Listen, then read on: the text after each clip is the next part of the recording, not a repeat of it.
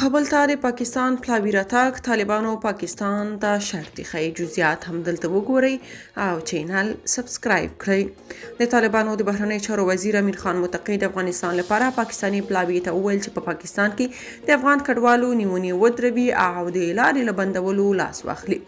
ښاغلي متقي نن په کابل کې د افغانستان لپاره د پاکستان د ځانګړي استازي آصف دراني په مشرۍ پلاوي سره په کتنه کې خبرداری ورکړ چې د یو بل خلاف د بیانونو ورکولو به د دوو خواو ترمنځ فاصلې ډېرې کړي.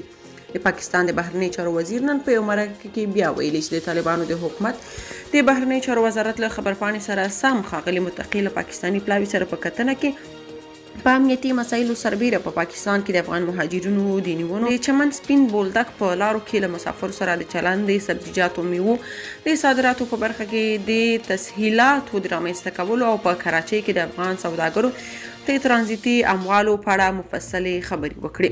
د پاکستان له لوري د تورخم دروازې د بندېدو له کبله د دواړو خواوو سوداګرو په تېره بیا افغان سوداګرو ته د میلیونونو ډالرو تاوان واړوه. امیر خان متقي د دې لارې د بندېدو په غبرګون کې ویلي و چې پاکستان د افغانستان د میوو او سبزیجاتو د صادراتو په وخت کې خپلې لارې بندوي.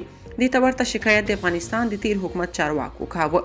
امیر خان متقي نن پاکستاني پلاوي ته وویل چې امنیتي مسایل د مشترکو کمیټو له لارې حل شي او له لارې د سیاسي او امنیتي ملحوظاتو له کبله نه تړل کیږي.